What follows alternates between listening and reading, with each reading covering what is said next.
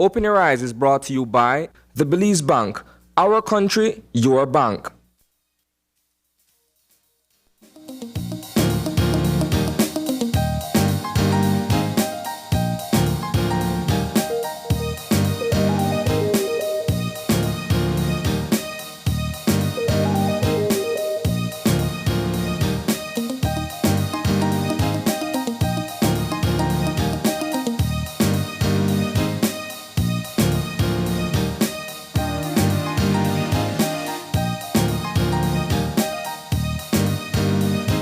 Good morning and welcome to Open Your Eyes. Start your morning right. I'm April Martinez. And I'm Gavin Courtney. And good morning on this bright and lovely Tuesday. Yep, it is really bright this morning. It I is. noticed. It made it rain though. I don't know, was it raining here in Belize today? I leave it last night, but not really anything. Not that I morning. remember. I mean, you're asking like the wrong person. I'm a very heavy sleeper, so I couldn't tell you. You don't fall asleep to raindrops on your roof? I mean, sometimes, but like if it's not raining when I go to sleep, then I won't hear the rain for the whole night. So. Are you one of those people where if the earthquake hit, you know? Probably not. If I was asleep, no.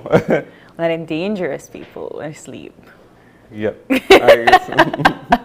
Well, you know, we always have to kick off our morning with what's buzzing on the news. And Gavin and I, right before we came on camera, were like, you know, there's always the same old story, just a different take, different persons being affected.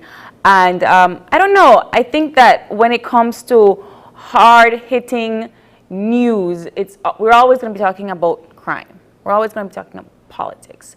And I, for one, think that maybe we should try to keep it a little bit light and positive in the morning. One of the segments that I really liked last night was the philanthropy styles of Diamond International from the Tourist Village, the company from Tourist Village, that they went on to do a little bit of construction helping and charity work at the St. Cecilia's Home for the Elderly. And I thought that was such a nice story because usually those kinds of charity work are done by organizations that are dedicated to that kind of stuff. And I think that what stood out to me was that this is a tourist company. This is a company that thrives on the flow of cruise tourism at Tourist Village. And they need that business in order to keep themselves afloat. But the fact that their entire staff took at least one day out of the time to go in and help with the manual labor and so forth. I don't know. I thought that there was just something really, really special and positive about that and different. I agreed, and I think it was a very uplifting story to watch. And you know, as you rightly pointed out, often when we are trying to choose what topic that we're going to speak about in the mornings, we run through. You know, we discuss and we run through what the news topics or whatever, especially if they're very, whatever the recent ones were. And of course, as April said, there's often crime, or crime is, crime and politics are always the headlines, and we know that they tend to cover, the first big news items. And it can be a lot to get that sort of news 24/7. And the byproduct of that is that the more positive stories do often get sort of pushed or get sidelined. Yeah. And it's very important that we do highlight the good work that people do. And like you said, it's for private businesses to be getting involved in such a substantial way is really encouraging to see. Yeah, I think that one of the managers, I believe she was a manager, said that what they do is the staff does the manual labor from the company, and then they try their best to seek out you know, whatever kind of financial help, or as the manager of the home itself said, they would prefer if you could donate fruits, if you could donate vegetables, if you could donate your time. You know, the fact that we were talking about elderly abuse last week, and then discussing ways that you could try to seek and help such homes this week, I think it comes into full circle when we're having these kinds of discussions. Often we don't hear these stories enough.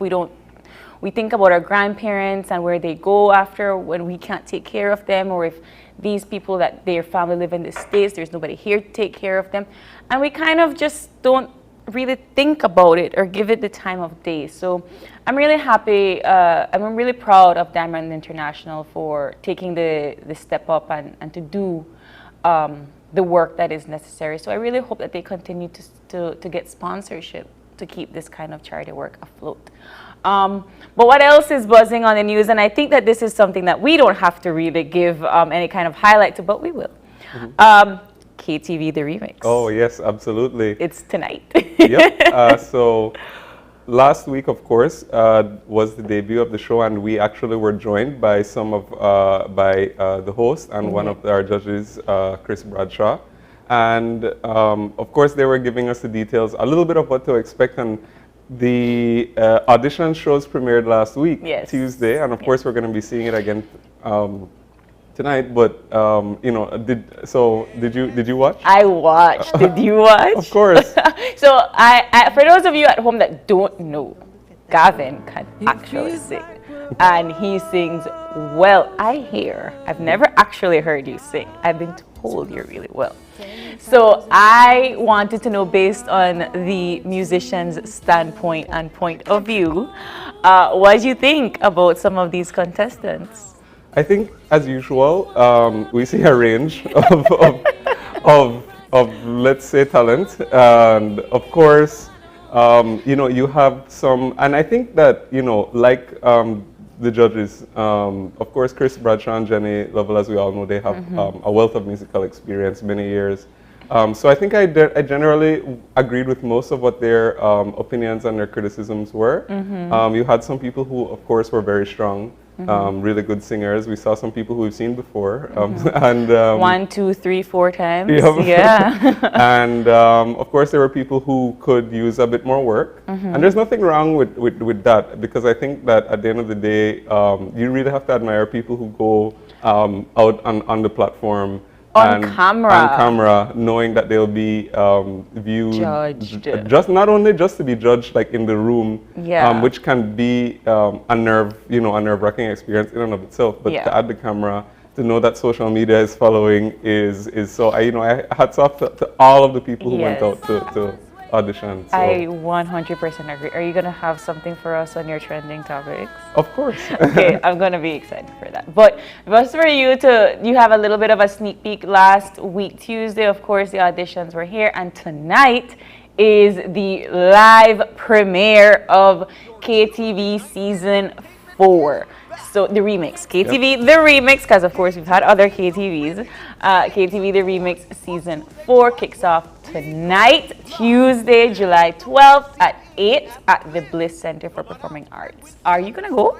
You know, I think I just might, because I mean, and we were talking about it last week, and when William did say that, you know, I used to be a regular in the audience, and that's very true. I always encourage people to go, because if you watch the show and you think it's entertaining, it's not half as entertaining as actually going to see it live. I believe you, because I've always been the couch person. I've always sat on the couch, watched KTV, and I think that the live experience is something to see at least once in your life, right? You go at least once. For sure.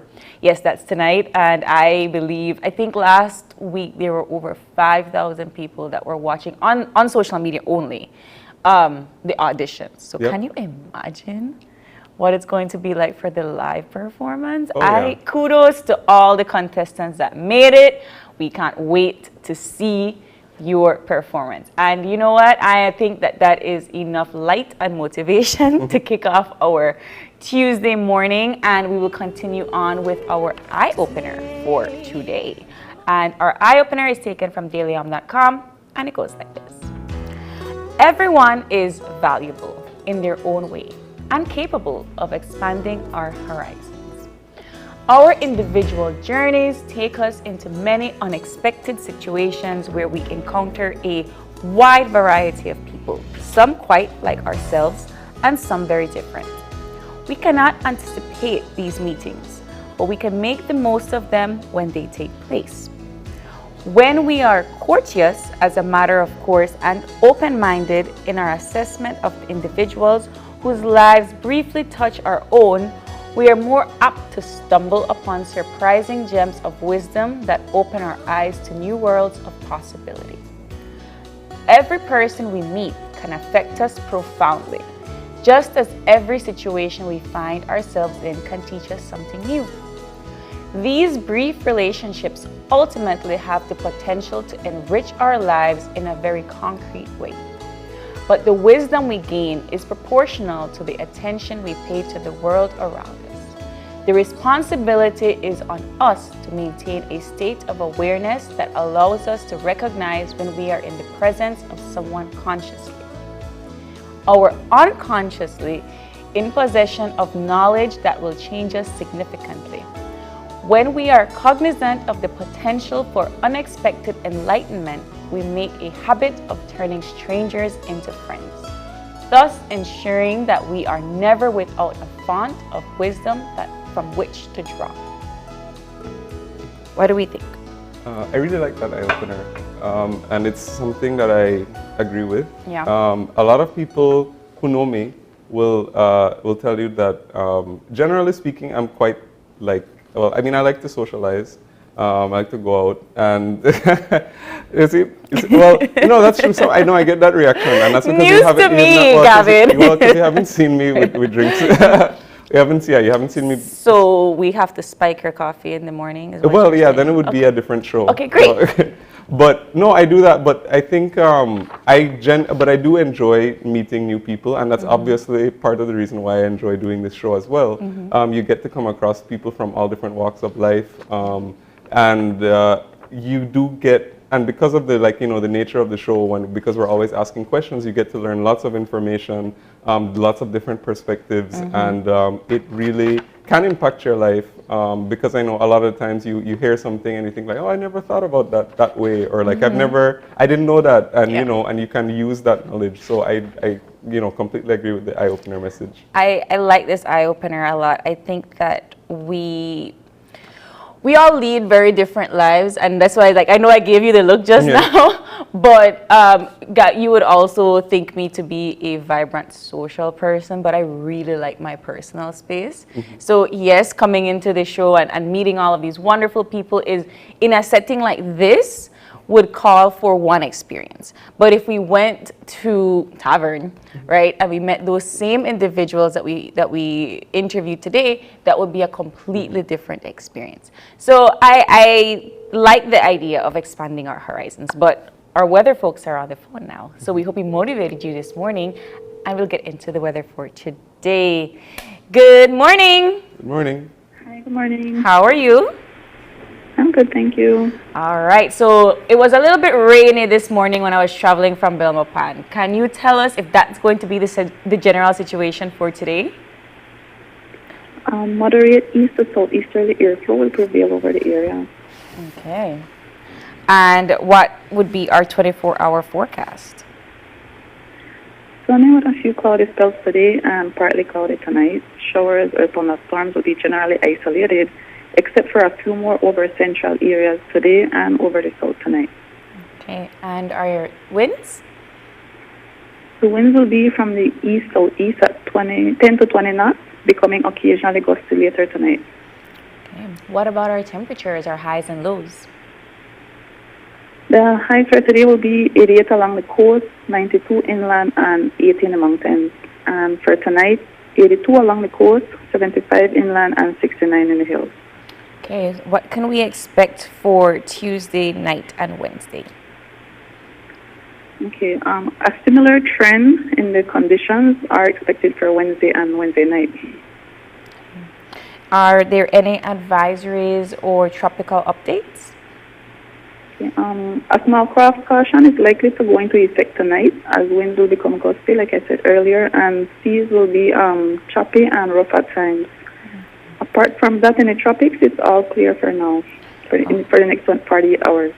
All right, that's always good news. Thank you so much, Ms. Angelia Guy, for giving us that weather update. It's Crystal. Oh, you're welcome. you see, they never give me the correct name. I'm sorry, Crystal. I never recognize your voice. No problem. Have a great, great day. And you as well. Okay, bye-bye. And there you have it.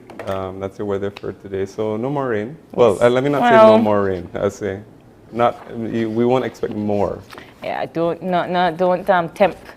tempt the rain gods. You don't have to go out there and do a dance, Gavin. But we have to get moving into our show for this morning. And we have a wonderful, I think, a long overdue conversation as our first conversation with the Belize Chamber of Commerce and Industry. We will be having the president, Marcelo Blake, come into studio to talk to us about the conversation of the increase of minimum wage. I think it's a long overdue conversation, and I think it's one to have. And our second conversation is going to be all about the first annual Teen Summit. We're going to be learning all about that. It's going to be held on Saturday, July 23rd in Belmopan. And we are going to be having one of the representatives from the Belize City Council coming in to discuss all about what we can expect from that in our second conversation this morning. And our third conversation, which I'm actually really excited about this one, is all about the youth forensic camp. We will be having representatives from the Ariel Rosado Foundation and the National Forensic Services to talk to us all about the first National Youth Forensic Camp and how it can assist with the development of our youth. I'm really, really excited about that one. Yeah, no, that's going to be a really good one. Yeah. And then, of course, because it is Tuesday, I'm going to be wrapping things up with Trending Talks on Tuesdays. I think last week gave you some good trending topics. Right? But before we get into all of that, we're going to take our first break. And when we get back, we'll have the first conversation ready for you. So stay tuned.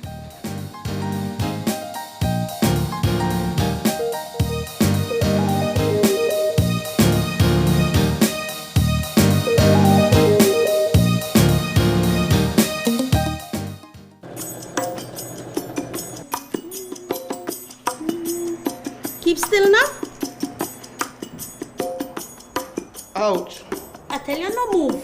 Ma, you really can't get a mannequin for this, ma? Really? Well, son, if I never lend you the $2,000 to buy the kids' computer and the book, I may have the money for buy my mannequin. It's definitely better to borrow from the bank than from your friends or relatives. This way, all you owe is money. Would you like me to turn around? That would be good. Turn on, turn on, turn on. Take advantage of the back-to-school promotion currently being offered by the Belize Bank. Applying for a Social Security sickness benefit? Here's what you need to know. A complete claims package include 1. Sickness claim form fully completed by the claimant and medical doctor. 2. Salaries record form completed by the employer or HR representative. 3. Proof of bank account such as bank book, online banking, or statement displaying your name and account number. To submit via email, you need to take a clear photo or scan of the documents and email to claims@socialsecurity.org.bz. Be sure to include your full name, social security number, and benefit type in the subject line of the email. Deadline to submit is 14 days from your first day of illness. All forms are available on the website at www.socialsecurity.org.bz. Social Security Board, safeguarding you, your family, your future. Make your summer better. Over $35,000 in cash and prizes with Smart Summer Sweepstakes. Here's how you can enter for a chance to win. Purchase any device, sign up for a smart postpaid, broadband, or VoIP plan, use $50 or more regular prepaid credit, do a SIM swap, or text to the short code. You win 8946. And in the body of the message, enter the number of inches you would like to purchase. Each entry costs only 50 cents. Don't waste any time. You can be the winner of weekly prizes starting July 1st. All methods give you more chances to win. Airline tickets, overnight stays at numerous resorts, cash prizes, gift certificates, and much, much more. One lucky person will win the grand prize of a $10,000 shopping spree courtesy Court and Smart. Promotion ends September 16, 2022. So make your summer better by getting in the race to win with Smart Summer Sweepstakes. Smart, bringing people together.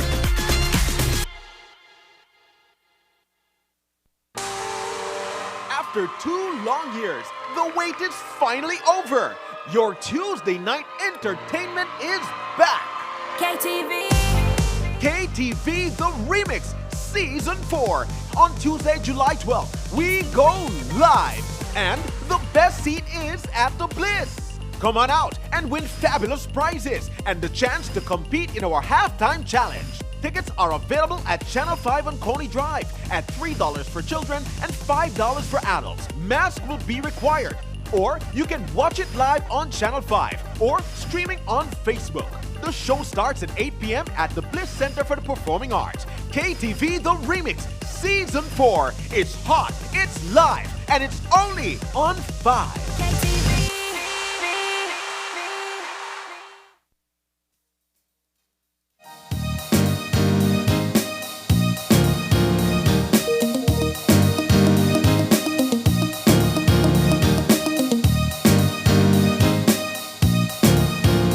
And we're back. And in studio with us, we have the president of the Belize Chamber of Commerce and Industry, Marcelo Brilli. Good morning. Good morning. Good morning. All right, so we're going to just jump right into it. This is a conversation that I think everybody is having about the increase in minimum wage. Before we actually get into what the government is trying to do, can you discuss a little bit about how we get to this stage of talking about minimum wage increase? Why are we talking about it? Why do we need an increase in minimum wage? The minimum wage increase is important in order to ensure that the populace has a livable wage at the end of the day.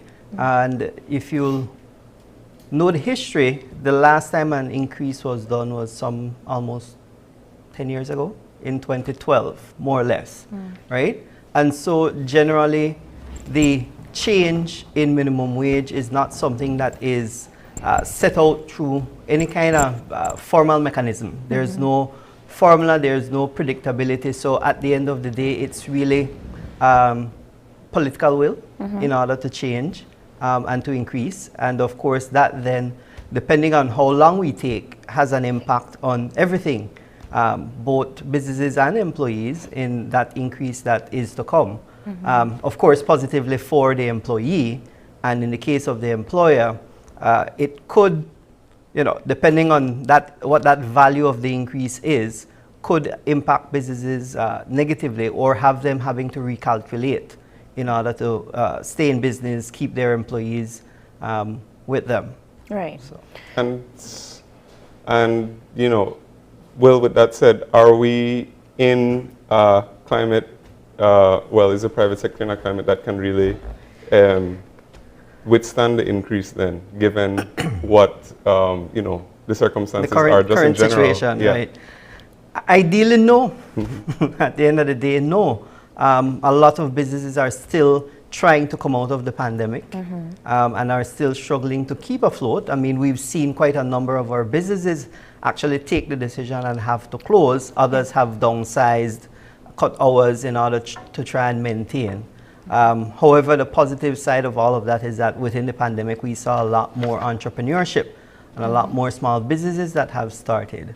So there's a bit of balance there, but at the end of the day, generally businesses that are not entrepreneurs, who are single owners, really will struggle, because for any employee you hire, you will have to look at what that cost is in operating, providing salaries And so there's going to be an impact nevertheless.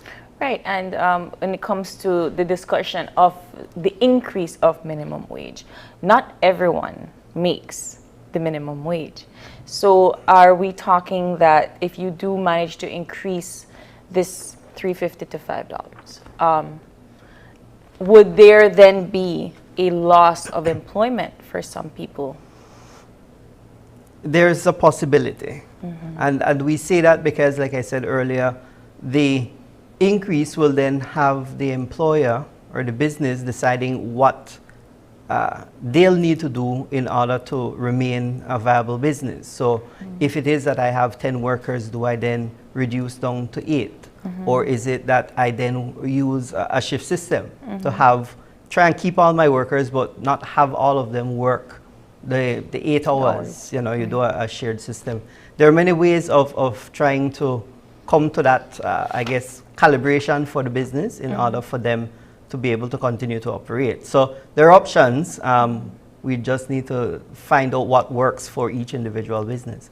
And what's the feedback been like from businesses and the members of the chamber, just as to the, because it's now going to be implemented. So what is the sense in the community, in the private sector?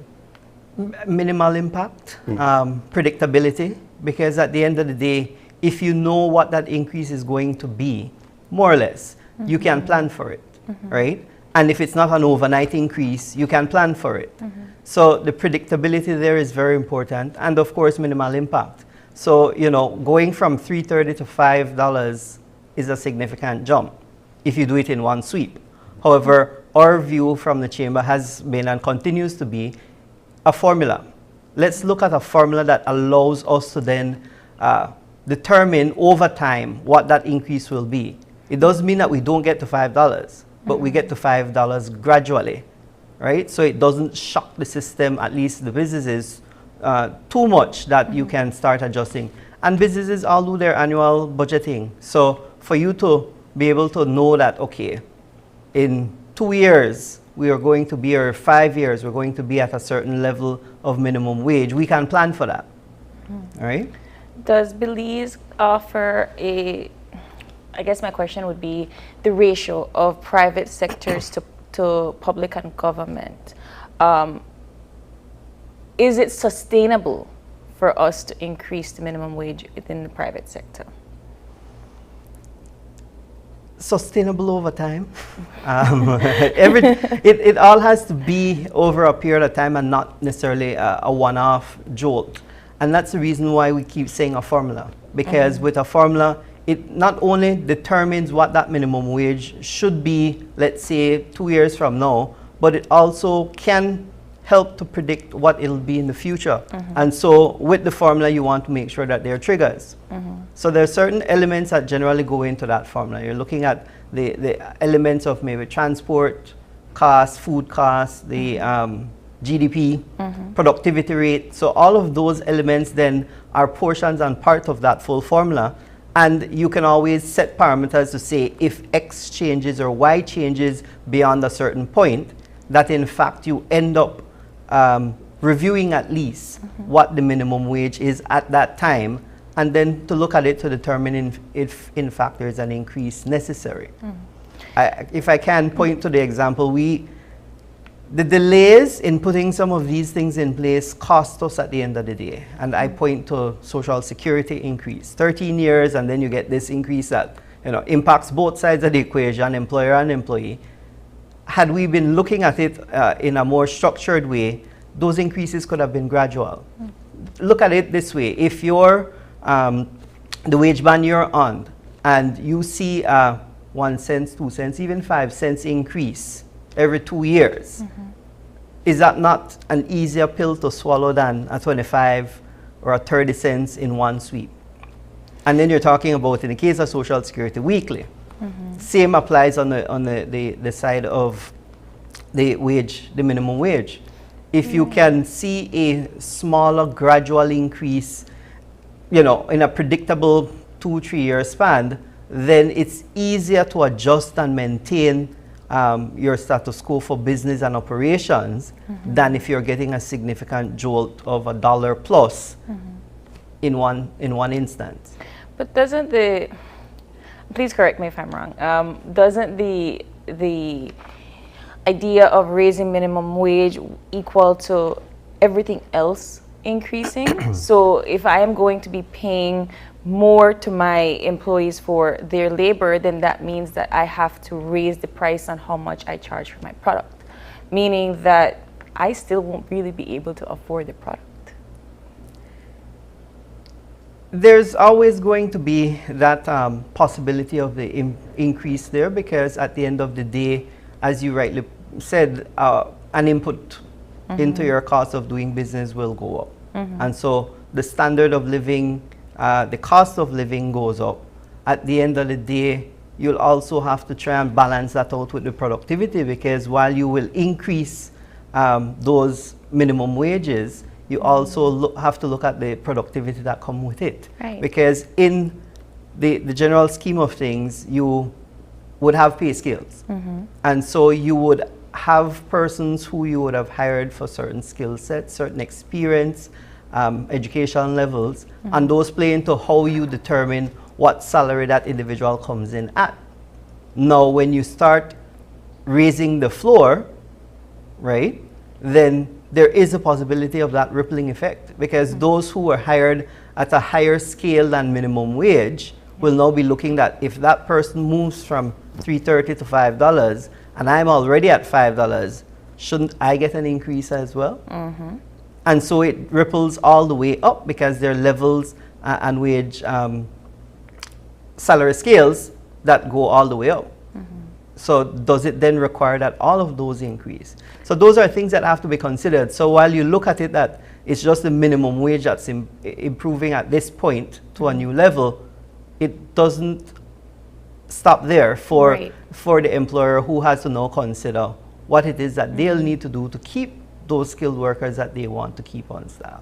And I want to kind of shift gears into how that will affect our taxes, and how that would affect those people that probably were not paying taxes before, how this minimum wage might affect them now.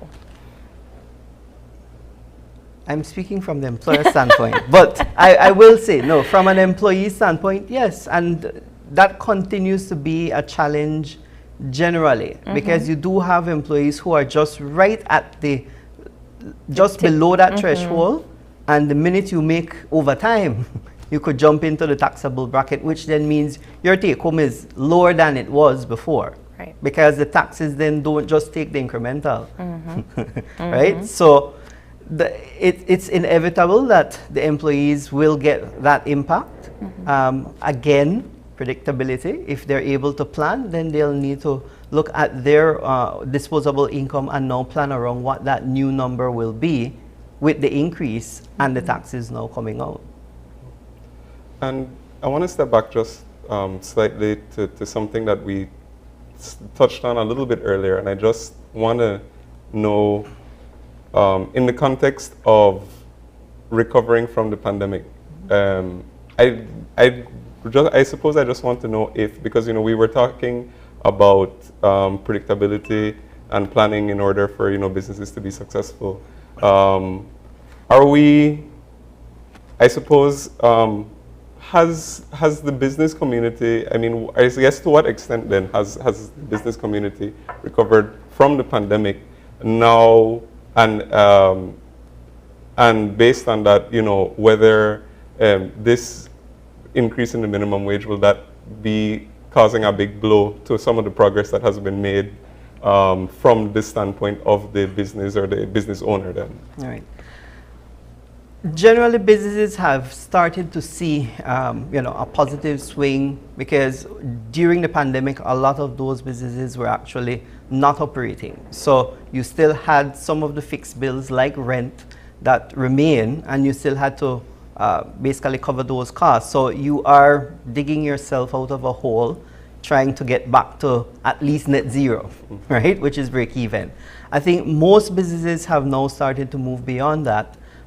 Some of it is, if I could call it, artificial improvements coming from the increase in the cost of goods coming in, primarily because of the supply chain and logistics And so with those increased costs, then of course the cost of items on shelf went up.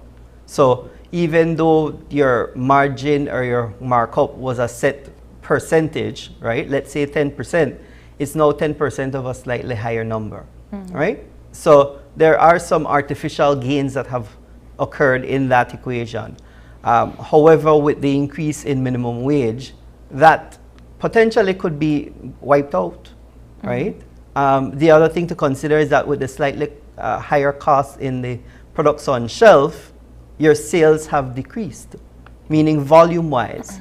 So it's an equation that has a lot of moving parts that continuously changes. And so at the end of the day, it's really a wait and see what that final cost is for minimum wage. As I said, we keep advocating a formula because it creates predictability.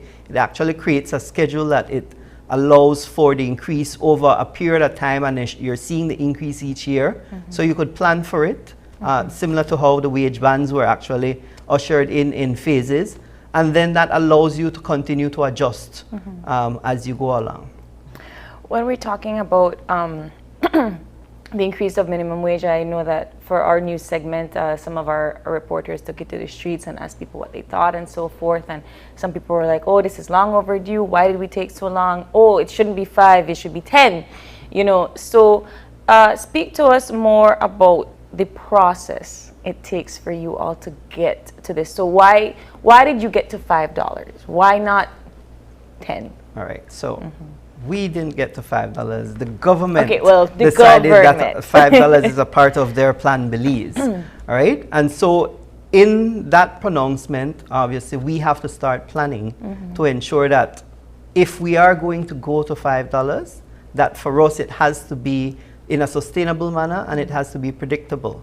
And so with that, we started discussions with the union, the NTUCB, in order to arrive at a consensus as to what could be used. And that's how we arrived at the concept of a formula, right? In order to have both parties agree, that's the route that we both felt was a doable one. And so with that, now it's the elements that make up that formula that are in discussion between the two entities, right? So it's not a business community out on its own, but we've actually looked at our social partners and started the conversation there, because at the end of the day, there has to be buy-in on both sides, and then of course, then we take it to the government for them to see how that impacts their planning in order to get to their $5 commitment.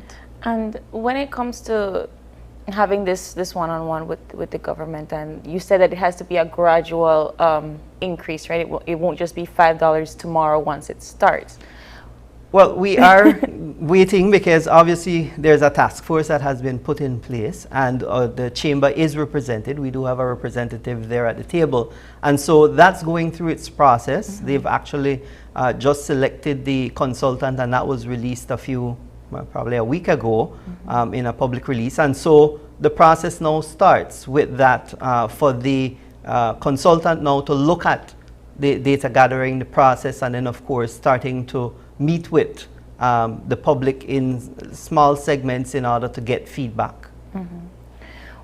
When we're talking about minimum wage and we're talking about pay scales, and I know that for some of our viewers, it might be a little bit of a grander scheme of things. So can we dial it back a little bit? And I want to talk about who makes minimum wage in our country, and how do you select those persons that will make that salary for the bi-weekly, I guess?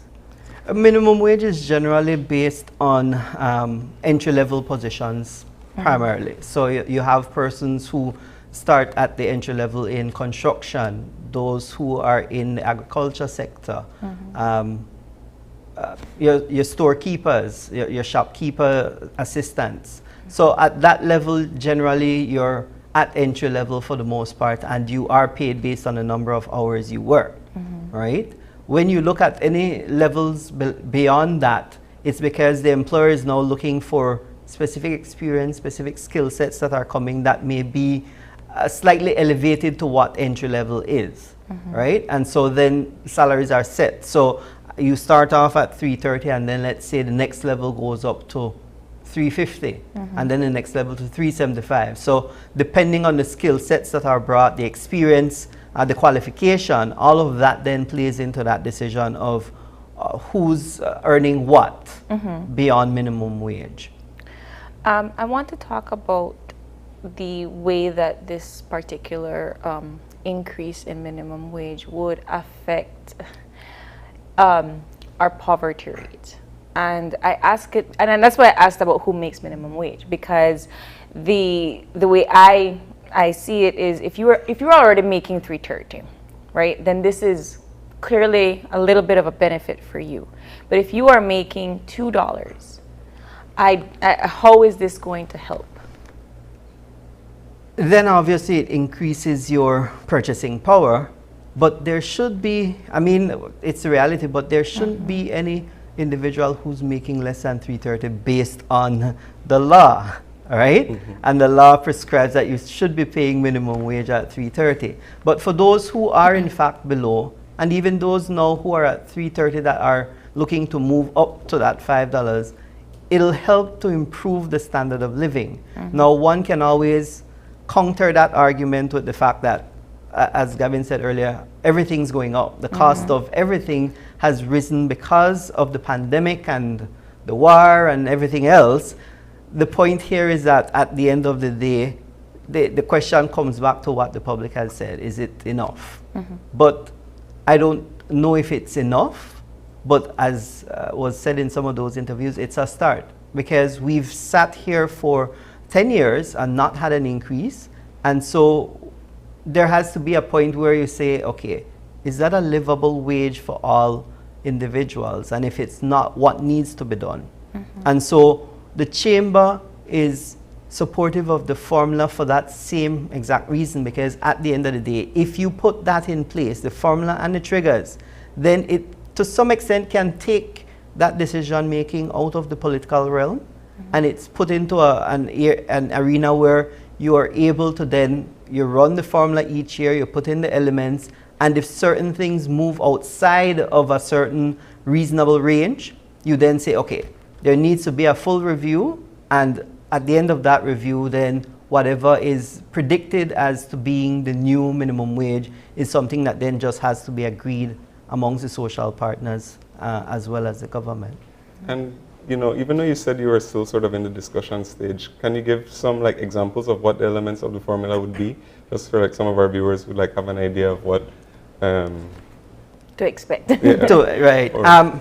Definitely productivity, because at the end of the day, that's very important for us on the business community side, because yes, I can pay more, I mean, moving to $5, but then there's a certain level of productivity I must get out of paying that $5, right? And that's an element that's very important that needs to stay in that formula.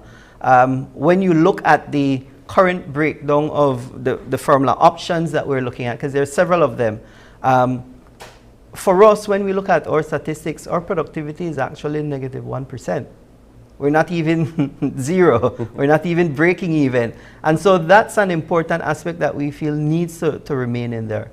You have to look at other areas, your GDP. And we always use the term, and a lot of persons are like, okay, so how does that GDP change impact me on the ground? And so it's, how do we then find the elements within all of these that help to tie back to what the reality is on the ground?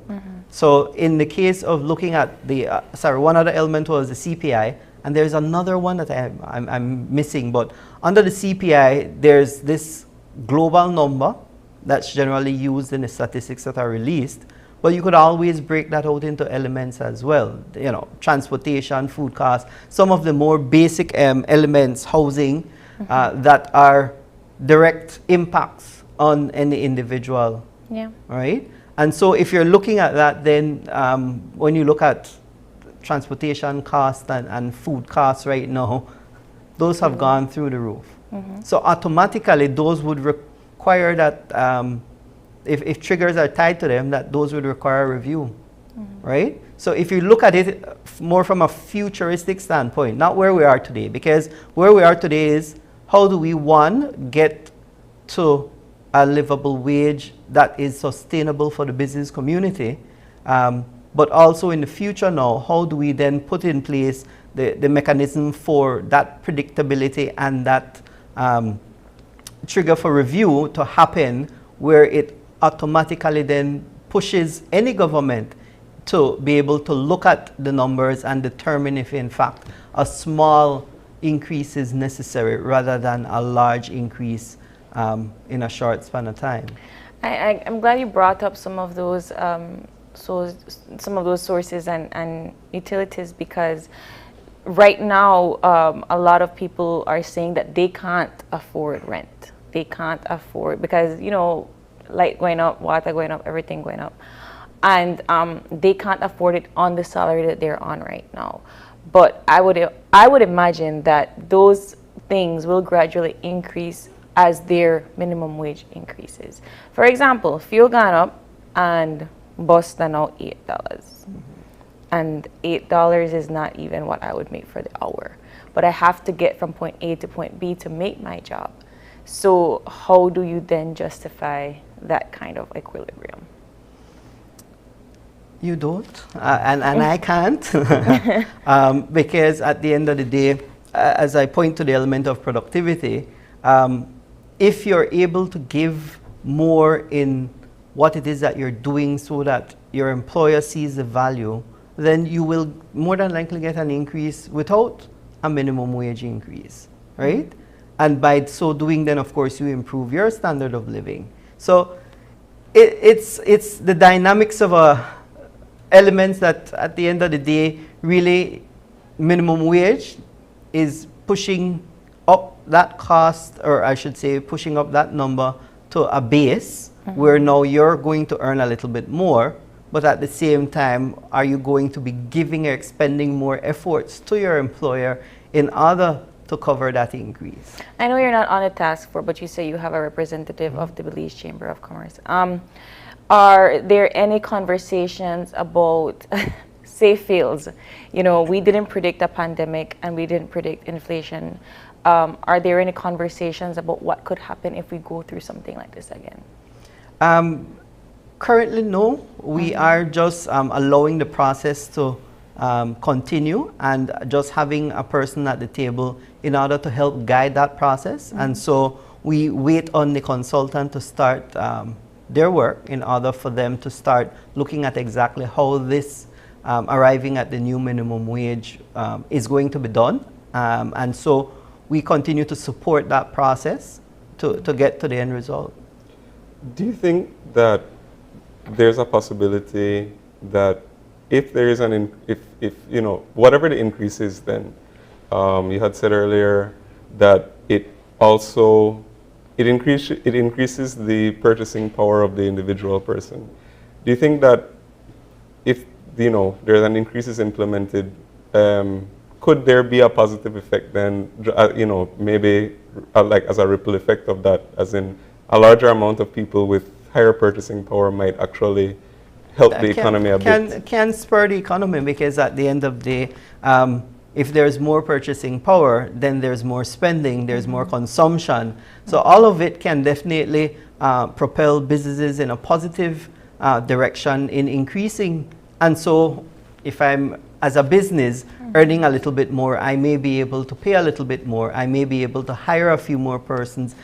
So it is going to possibly allow for a positive on one side. And so it's a wait and see, and hence the reason I keep plugging the issue of productivity, because at the end of the day, I can pay you more and you can choose to still do the same level of work you're doing without necessarily expending a little bit more effort.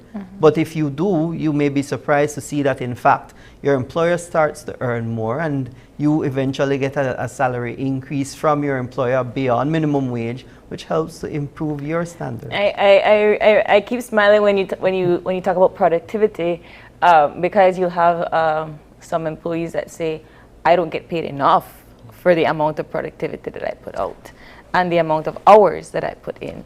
So when I'm not an employer, so I can't attest to that conversation. But when you're talking about productivity increase, can you explain a little bit more about what that means? For the productivity increase, it's you expending the efforts necessary to cover that salary that you're earning. So it is ensuring that your workday is at least 90% filled with activities that are actually contributing towards the businesses earning a little bit more or earning what they should, because we all have budgets that we put out at the start of the year, whichever time your financial year begins, and you have targets that you've set that you're trying to achieve. And if everybody is collectively working in the same direction with the same levels of efforts in order for us to get there, then we can get there together. Is that 8 to 5 job working hours sustainable? Depends on the sector that you are looking at. Definitely, tourism is not an 8 to 5. You know, a lot of our essential services are not 8 to 5.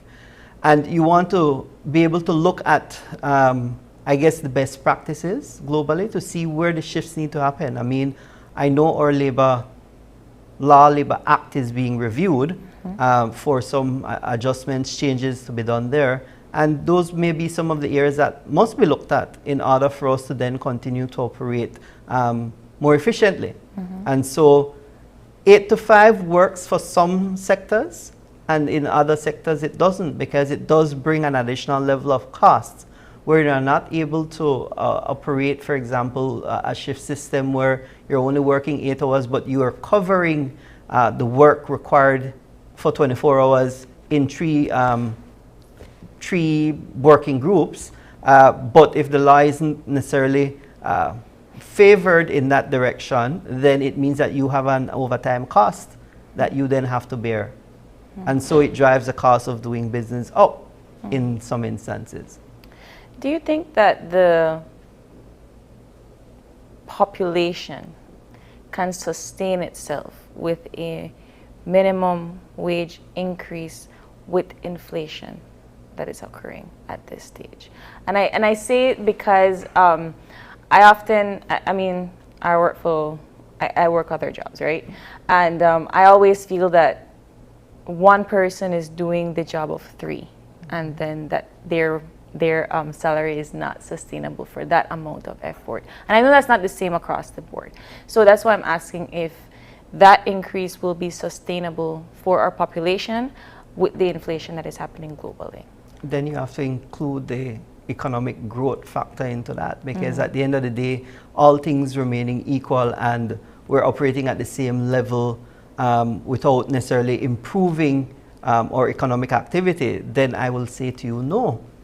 Because you can't sustain that and still keep, it's like any business. You can't keep the revenue stagnant and increasing your costs at the bottom and still expect to come out positively on the other end, right? So at the end of the day, you always have to be looking at new and innovative, creative ways of how you will improve your top line, which is your sales, your revenue. Once you improve that, then the other elements kind of fall into place and you're able to maintain certain levels of increased costs of operations and still remain profitable to keep the staff and the complement that you have, right? So there has to be the economic growth activities being fostered, spurred on one end in order to allow for the revenues to increase, and then of course the other elements then fall into place. Okay, so we're quickly running out of time, but for our viewers, pros of minimum wage increase, cons of minimum wage increase, based on what you have experienced. The pros obviously are for the employees to have a livable wage at the end of the day, or the general populace to have a livable wage for those who are below that. The cons are that as businesses, we will have to find ways to adjust in order to keep our staff complement, and of course then it comes to a competitive nature of trying to keep those skilled workers, and what can you then offer those employees in order to keep them and not have them move on to other opportunities. So there's a balance there in trying to make sure that you keep your employees, keep them happy, and keep them with your company or business. Right. Any other thoughts that you'd like to share before we close on behalf of the Chamber?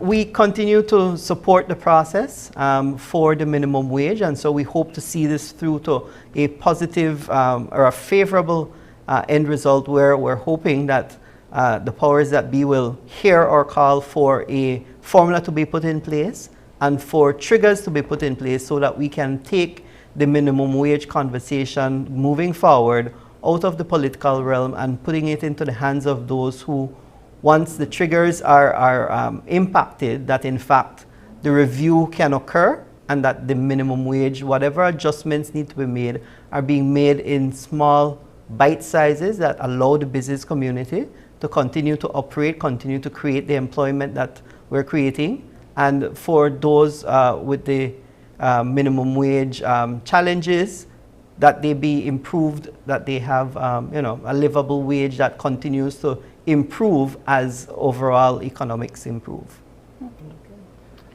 Well, thank you for coming in and sharing all of that information. It was a lot to digest. I'm sure He'll be back. He'll be back. Sure. Yeah, I'm sure our viewers did appreciate that. But thanks for coming in. Thank you all for having me. All right. And with that, we're going to be taking a very short break. And when we come back, we are going to be talking all about the first annual Teen Summit. And so we'll be right back after a short break.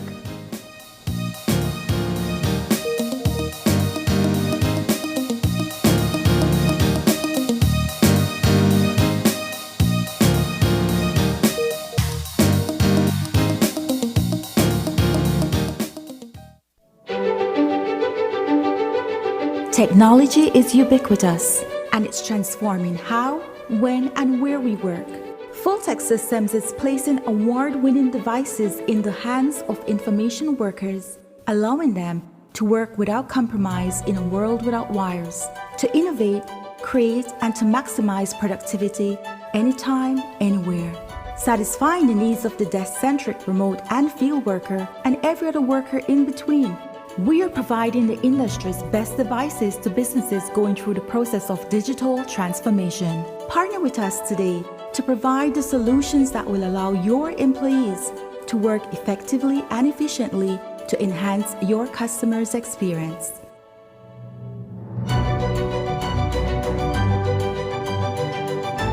Full-Tech Systems, your technology center, where you'll come for the price but stay for the service. I'm on my way to Benny's, where I can get what I need and save some money. After 75 years in the business, nobody do it like Benny's. Hello, how may I help you? Anything you need, we got you. Whether it tools or tiles, lights and fans, we are serving with a smile. Genuine plumbing and electric supply, quality construction supply, heating and air condition, 100% Belizean. Benny's, celebrating 75 years. Quality and savings, quality and savings.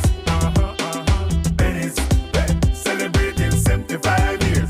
Quality and savings, quality and savings. Benny's, celebrating 75 years. Quality and savings. Quality and savings.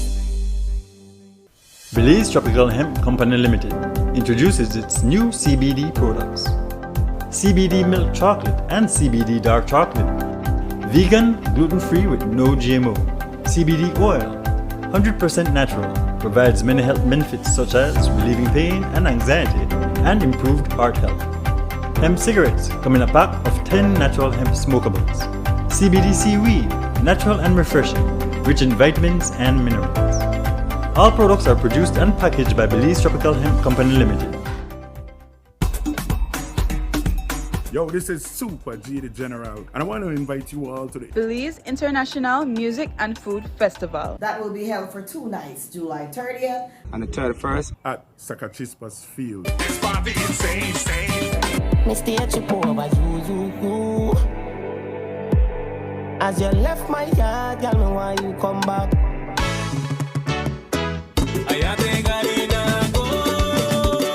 You know, it's yours truly, King Room Official. It's your boy Stick the Artist. My name is Clayton Williams. It's your boy Dando. Hi, my name is Deja. TLC, baby. Blessings, everybody. This is Original Coffee inviting you out to the Belize International Music and Food Festival in San Pedro. There will be me, many other artists. There will be enough music, enough food. So come out, enjoy yourself.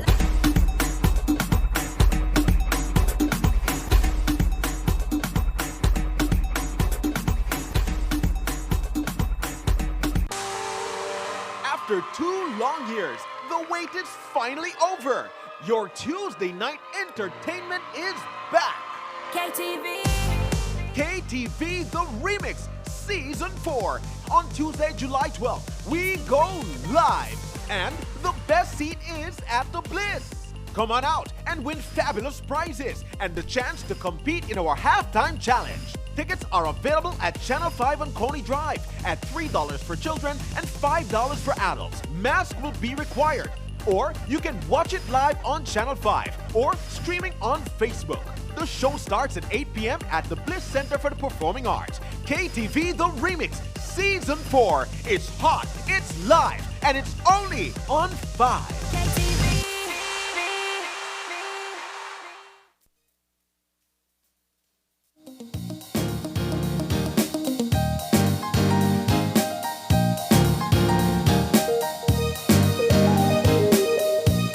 And we are back, and if you are just joining us, we are moving into our second conversation for this morning, and it's all about the first annual Teen Summit that is being hosted by the Belmopan City Council. And on Zoom with us, we have Councillor Nikki Augustine to tell us all about it. Good morning, Nikki. Good morning. Hi, good morning, guys. How are you guys doing? Doing well, thank you. How are you? I am doing well, same. It's a wonderful morning, can't complain. So, first annual Teen Summit. What is a Teen Summit? Well, I know we have probably heard about all these different teen activities that happen. You have all these dances and things, but this one is a little bit more positive to it. Not to say that dancing isn't positive, but this Tag Teen Summit that we're hosting is more geared towards tackling some of the common themes and issues that our teens face. So that's kind of the reason why we're having this summit. So if you look at our agenda for the summit, it's filled with more discussions in terms of peer pressure, in terms of social media, mental health. So we're taking it a little bit different with this Tag Teen Summit. Okay. And what is the inspiration behind this? What made you all, as the City Council, band together and say, okay, this is what we need? I think if many of us has noticed, one, that there's been increases in teen suicide and child suicide. So that is definitely signaling that there's some issues that are happening there that needs to be resolved. But I think a large part of it is when we're out in the communities and we're talking to residents and we're talking to teens, and they're telling us, okay, well, you know, there are certain things that we're going through. We may not feel comfortable talking to our parents about it. So we're looking for some level of counseling. And then I find that there were some common themes around some of these teens. And I said, you know what, why not create a safe space for them to come out and just talk about these things? And then we find solutions together as teens in terms of how to tackle them. And then we do have to have the conversation with parents afterwards. Okay, so this is a one-day event, yes? Yes, it's a full-day event. Okay, so walk us through what the day will be like, because I'm seeing here that they're, like you rightfully said, it's conversations. So is it going to be a group of people talking about all of these things at once? Is it going to be like a workshop? Tell us more about how you plan to carry this out. Right. So as mentioned, it's a full day event. It starts from 8:30 in the morning and goes all the way until like 4:30 in the afternoon. It's filled with different things. So we have discussions where we have Sean Cullen, we have Stick the Artist. They're coming and they're sharing their stories in terms of how they get to where they are. But there are other aspects of it too, where we have Dr. Anel Martinez, who is a psychiatrist who comes and delivers a presentation to them on mental health and answers their questions in terms of what they think, how they feel, and how to deal with mental health issues. Because in most part, it is always seen as taboo. And in today's day and age, I think that's something that we definitely need to talk about. But other parts of the day we have 3 different panel discussions. So if you're seeing right now, we have panel discussions that talk about innovative entrepreneurship. And we have people like Andrew Munnings there, Andrew Pitts with his Brain Peace Margarita. So different ways that you could have entrepreneurship itself. And of course, we do have discussions around the creative industry as well. So we're telling teens that, it doesn't have to be the traditional 9-to-5 jobs that you do, but it can also be how do you engage in that creative aspect. So you see, you have Ronelli Rekena, we have Alexander Evans, and, Cindy the violinist is there also. So these are all people within those industries that can teach teens about that creative aspect of it. And we also do have a panel that looks at tackling peer pressure, looks at social media and how exactly you talk to your teens through that part of it. So those are the different panels that we have. But what's also interesting is that at the end of the day, what we do now is that we gather the teens in little breakout groups, and we give them common themes that we have found through their application that they want to talk about. And they've mentioned education, they've mentioned sex and relationships, they've mentioned the family dynamics, entrepreneurship, mental health, and they've mentioned like social and politics. So we put them in groups, and then we give them the opportunity to present as a group on what they feel about these different topics. Do you have teens that have already signed up? How is it going to go? Yes, so on the Belmopan City Council page is where we encourage teens to sign up from, and we do have teens that have signed up already. We're right there at the end of it, so I know that if you're watching us and you want to participate, this is like the last day that you have to even sign up for that. Wow. So yes, so far the reception has been very good. We ask teens what they want to talk about, and we have gang violence is also a topic that they really, really want to discuss. So as a part of the summit, we do have a special feature that looks at anger management and how do they tackle these things. So that's all part of it. And as you saw, the Minister Fonseca will also be there talking about that education aspect too. So yeah, it's a full day. And I want to ask what the planning process was like for this, because I mean, like you said, it's so jam-packed with different items. To be honest with you, we sat down and we just thought about how exactly we bring these teams together. So if you notice the 3 different teams that we've been talking about based on the panel, we just thought about, okay, how do we bring them together? And then we think about people out there who have been doing things in their community and trying to get them now to be a part of this. It is the first one.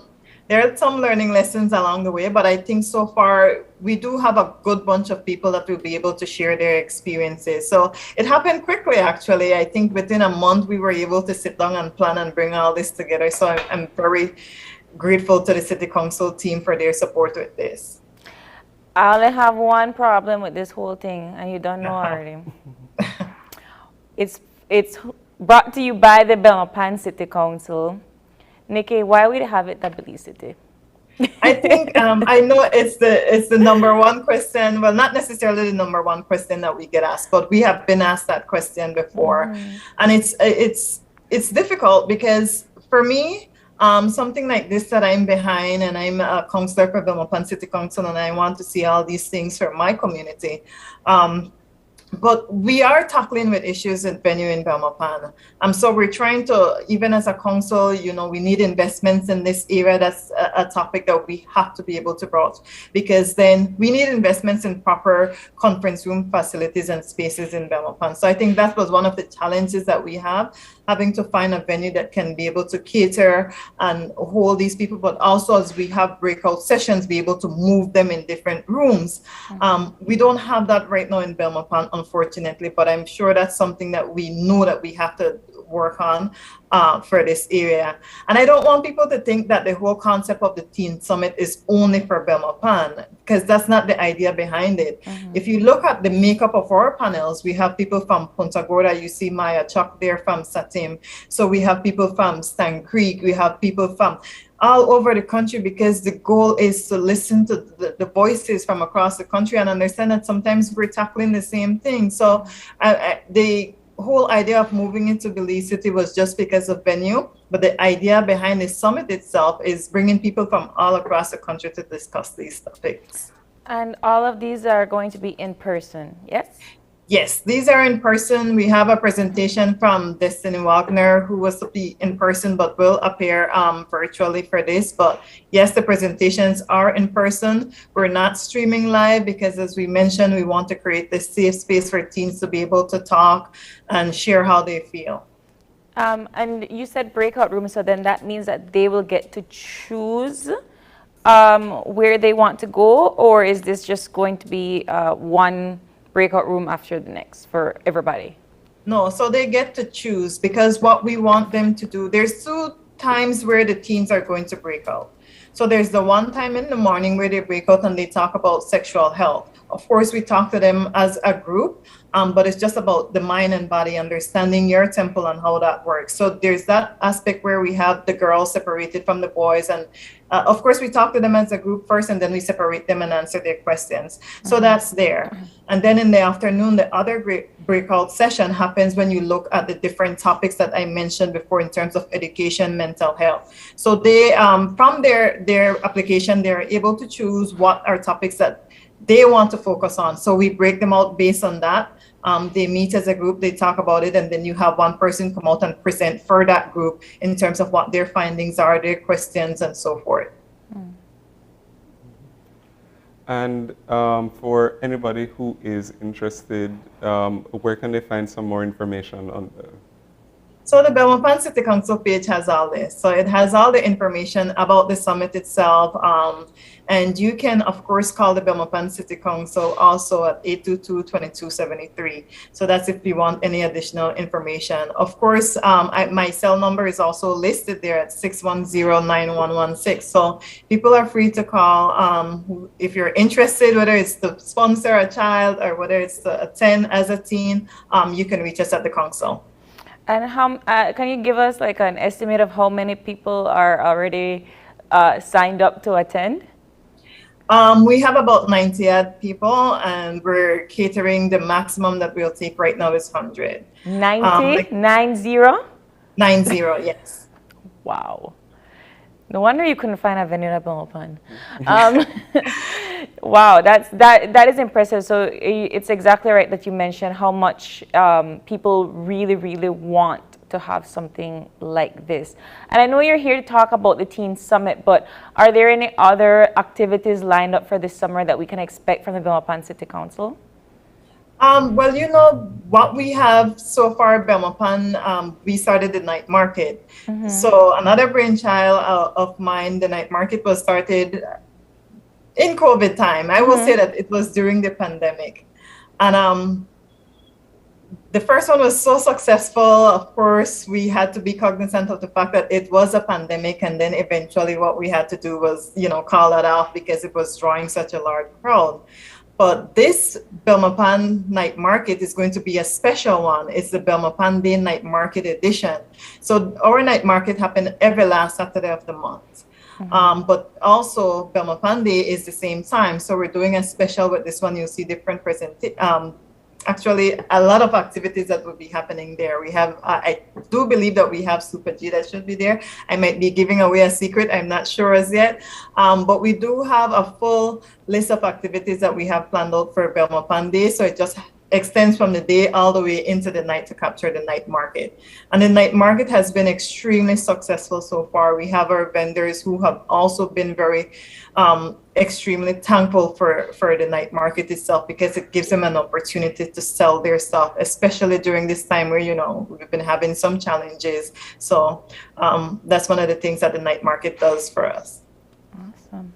I mean, I'm curious to learn a little bit more about the night market, but you don't have to come back another day. Talk to us, going back to the Teen Summit, speak to us a little bit about the conversations in terms of mental health, and I think I saw there the sexual education.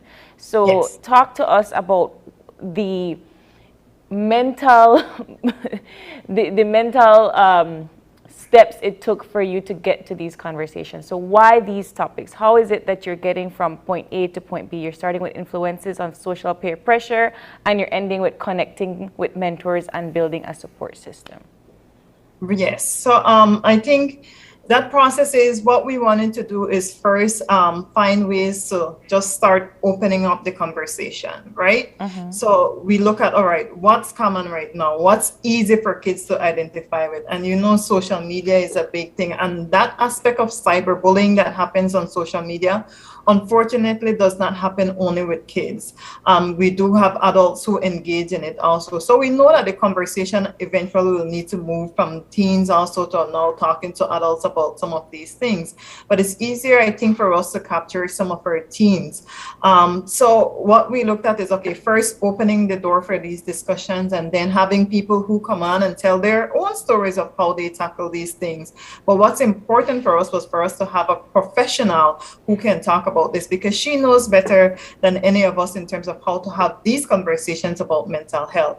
But in our communities, I think it's funny, it's not necessarily funny, but one of the questions that the teens ask in the application form itself is, why is mental health considered stupid? And, you know, that's the reality. There's a lot of people who still think that mental health is something that is stupid. So we want to be able to answer these questions for teens, because they're not the only one that think like that. And even if teens ask for, I want to do counseling, sometimes the first thing our parents say, like, what's wrong with you? You crazy then?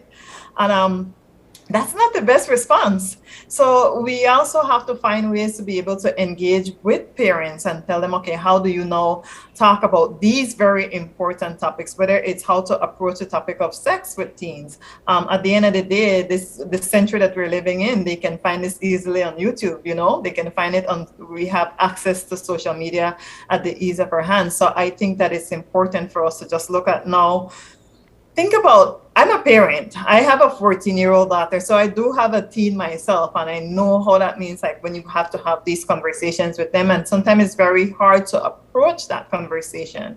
And it's very hard sometimes for your teens to come because they have to feel that level of trust in you. So we just want to be able to bridge that too and bring them together with this summit.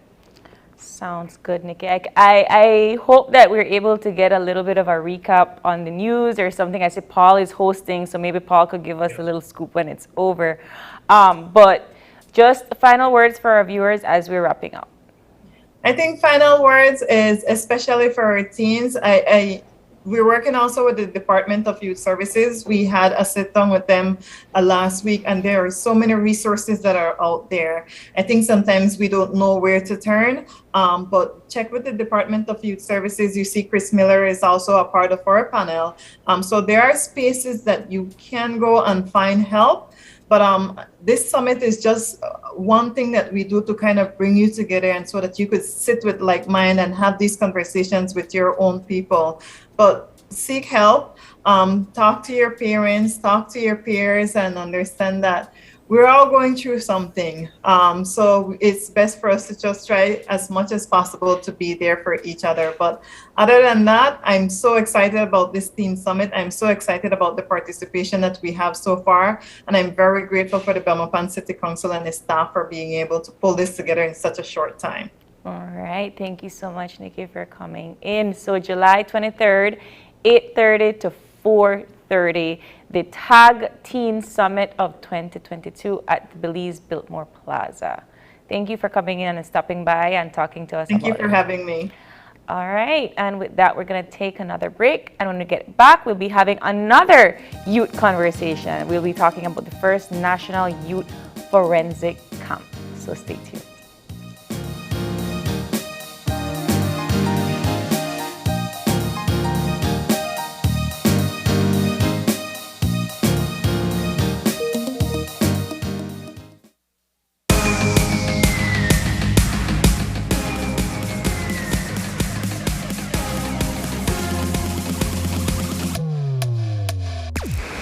Download the SmartStream app on the Android Play Store and create your account to get access to movies and stream at home or on the go. Prepaid customers can purchase regular data packages or get a discounted rate on a special SmartStream package by dialing 7737. Postpaid customers will be billed monthly. Never miss a movie again with SmartStream. As a parent, raising a family has its challenges. How many times have I told you not to play ball in the house? But growing up in a family has its challenges too. I can't take this no more. Let me share a little bit about what mine was like with you. Uncle, where do you get your information from? Right up on Facebook, you show me. Guess what? Lisa got her period. But don't get me wrong, we had fun too. Well, like 1, 2, 3. I can't wait to share more about For We Family. Your life just got a lot less complicated with Belize Bank Contactless MasterCard Debit Card. Introducing our Standard Debit and MasterCard Platinum Debit Cards. Now you can make purchases anywhere MasterCard is accepted with one tap, pay and go. Your contactless card never has to leave your hands, especially in these times. And your card is embedded with multiple layers of security. Platinum card holders get to enjoy extra benefits like price protection, purchase protection, trip inconvenience, and luggage protection, just to name a few. Start enjoying a cashless lifestyle today with the Belize Bank. After 2 long years, the wait is finally over.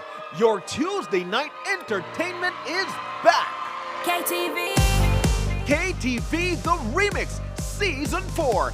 On Tuesday, July 12th, we go live. And the best seat is at the Bliss. Come on out and win fabulous prizes and the chance to compete in our halftime challenge. Tickets are available at Channel 5 on Coney Drive at $3 for children and $5 for adults. Mask will be required. Or you can watch it live on Channel 5 or streaming on Facebook. The show starts at 8 p.m. at the Bliss Center for the Performing Arts. KTV The Remix Season 4. It's hot, it's live, and it's only on 5. Are you looking for low-cost television advertising? Have we got a deal for you? Advertise on Channel 5's Daily Classifieds.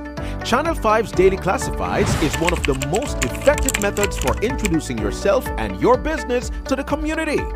Use our Daily Classifieds to recruit employees, promote specials, promote your products or services, promote a business opportunity, increase traffic to your website, and advertise items you have for sale. Let us help you to save valuable time and money. Call us today at 280-0013 or visit us at our offices on Coney Drive to discuss how we can help your business grow affordably. Channel 5's Daily Classifieds. Advertise today.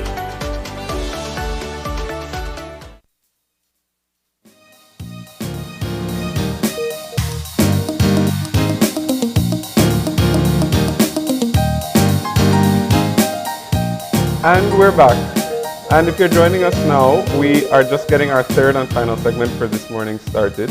And as we mentioned before the break, we are talking all about the Youth Forensic Camp, which is a really great and interesting initiative. And here to join us to tell us all about it, we have in our studio Leticia Westby, who is the president of the Ariel Rosado Foundation, and also joining us via Zoom is Gian Cho, who is the director for the National Forensic Science Services. Good morning. Hi, good morning. Good morning. Thank Good you morning. for having us on board. Good morning. So right before we came on camera, Ms. Leticia and I were having a conversation, and I really wanted you to share with our viewers the brains behind the idea of the Youth Forensic Camp. Why did we need this initiative? Okay, I have a 13-year-old daughter, and basically, as you know, there's a lot of crime happening, plaguing our country, no? And what she did was she is interested in science and basically forensic science, and she put together a proposal. She and her friend Ria Sai, they basically put together this proposal, and this is what she had written in that regards. The situation is that innocent children have been murdered countrywide, and the police haven't done anything to stop it. She's 13, so you know, we perceiving that, the perception of So her solution, a camp that would that educates the future generation, basic forensic, to educate a lot of teens about what a forensic scientist and crime scene investigation does. She'd have there a whole steps that she would include, and well as the benefits, which to shorten it now, is to introduce a new field in the country. People see why the field is necessary. It's easier to solve certain crimes, serve justice to those who are deceased or injured. And with that, basically, I met with Mr. Howell Gillett, who is part of the program, and we're collaborating with the the community-oriented police unit of the police department and the National Forensic Science. He referred me to Mr. Cho, and when we spoke about it, he liked the idea, and we collaborated as the Ariel Rosada Foundation, knowing that our program, the Ariel Rosada, caters to youths. Particularly high school students, we provide scholarships, so trying to have them think about it. We're inviting all youths across the country to participate so that it's a career. Mr. Cho, I would ask him to intervene and step in terms of what is the potential of the career in that.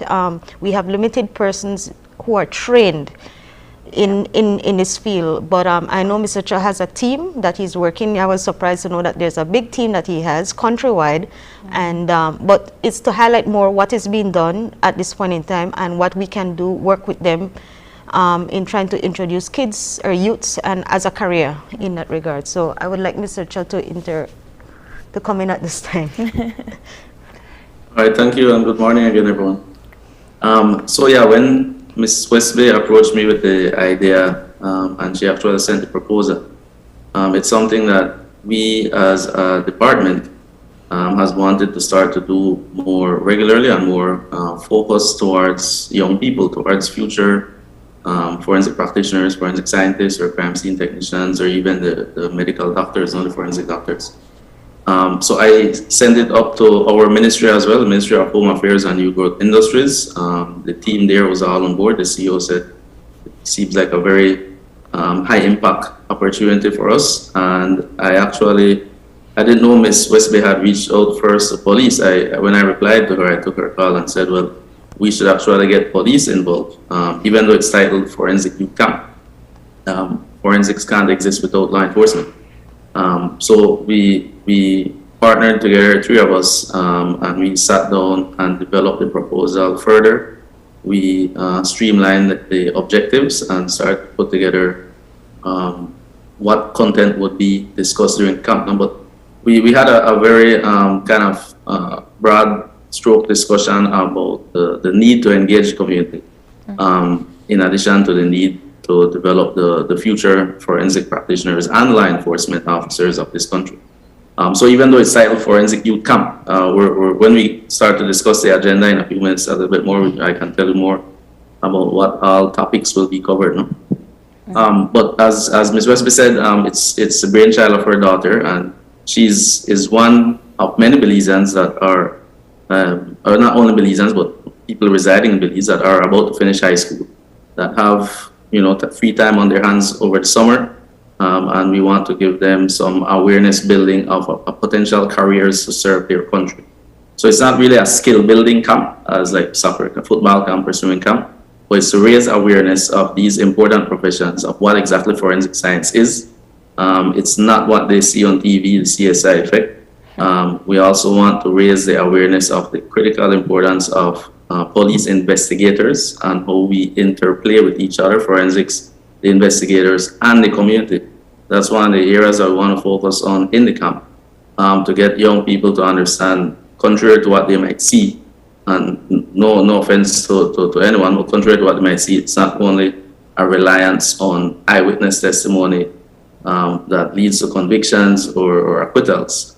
There's a huge reliance on physical evidence or forensic evidence that won't stand up without the eyewitness testimony or eyewitness evidence, and vice versa. The eyewitness evidence alone cannot be used to successfully prosecute crimes. There's a crucial reliance on physical evidence or forensic evidence. So it's an awareness building, knowledge building for third and fourth farmers in that sense, but also to get them to understand that the community plays a critical part in addressing crime. And that furthermore, the authorities, us, meaning forensics and police, we're not just, that concept that some of us may have with government is not serving us, it's us versus them. We're actually a part of you, you're a part of us. And we want to meet with these young people and tell them, we want you to join our team. A few years from now, once you finish school, we want you to join us to help to make your community safe. We want them to realize that the 50, for instance, the 50 forensic experts that are in Belize, there are 50 forensic experts in Belize, believe it or not. They are your brothers, your sisters, your cousins, your aunts, your relatives. We are also part of the same community, and we need the community support for law enforcement and forensic science to be successful. So just like I said, a broad stroke, those are some of the issues that are the objectives that we want to accomplish through this camp. I'm seeing here on your schedule that it's not just in a one area. You're taking it countrywide, which I think is a wonderful initiative. Mr. Cho, you said that this is not a skill building camp, it's more of like an information conversation per se. Speak to us a little bit about, I know forensics is a very tedious scientific field. So speak to us about the process of how you were able to take such a field and break it down to fit it into the mind of a 13-year-old child. All right. Well, like I said, the focus is not only on forensics. So we start out the agenda with a discussion of crime trends over the past, I think, 10 years we're looking back. So we start from a more of an analytical approach. And again, remember, we're focused on young people who are starting to develop that analytical mindset. So looking at crime trends over the past decade. Then we discuss the key players in the criminal justice system. There are many players, not only forensic scientists and law enforcement. There's the prosecution, there's the defense, there's the bench, the judges, the magistrates, there's the prison system. There are many players that we want to highlight the role of them within the justice system and in promoting a safe society and a safe community. Then we'll be looking at the roles of the victim or the survivor of crime. We'll look at the role of the accused. Notice we don't say the criminal, it's an accused until the judgment is passed. Looking at the role of the community, and again, this is where we're focusing on how community members can become more involved, more engaged in helping police to detect and investigate and prosecute crime. The roles of police, we're focusing on the investigators within the police department, which are mainly the crimes investigation branch. The role of forensics, and under the forensic department, you have the crime scene unit or scenes of crime. You have the forensic laboratory, the laboratory scientists that do their work inside the laboratory versus the technicians that do their work at the crime scene and the autopsy. And then you have the forensic medical examiners that do their work at the morgue and sometimes at the scene of the death if it's a suspicious or a death that requires homicide investigation. We're looking at the role of the courts. We'll talk about different types of courts in Belize, and again the prison and the defense. And I'm sure Gavin would appreciate this, the critical role played by the Bar Association, criminal defense attorneys. Then we zoom in a little bit on the duties of law enforcement. So a day in the life of a police investigator, we'll have actual investigators or detectives, detective constables, detective corporals, explaining what their day is like. We'll be looking at also the requirements to become a police officer, and we know the Ministry of Home Affairs and the police department right now is starting to recruit for their new squad. Our attendees at the camp are too young, and they won't be eligible for this squad, but maybe next time. We'll also be looking at the duties of the forensic practitioners, and like I said, there are 3 types. And what are the academic requirements to become a crime scene technician, a forensic analyst, or a forensic medical examiner. And we want these concepts to be properly formed from high school So that when they enter sixth form, we're not saying you'll know from now that you want to be a forensic scientist. Many of the people that are employed in my department at high school level, they didn't know that they would have ended up in forensics. It's something that if you choose a science academic track, you can eventually become specialized in. And then the day in the life of each of these types of forensic practitioners as well. And then to wrap up the day's activities, because we don't want to cram too much into one day. It's the first time we're doing an initiative like this, so we're trying to be strategic with the use of time. We'll be focusing, like I said, on the importance of citizen participation in addressing crime, so we kind of end off with that. It's key messages, important concepts that these high schoolers will go and take back to their classroom, go and take back to their families. And then lastly, we'll end off with a role play of a crime scene and the processes that ensue or that follow, and use that as an assessment of the knowledge acquired throughout the course of the day. Wow.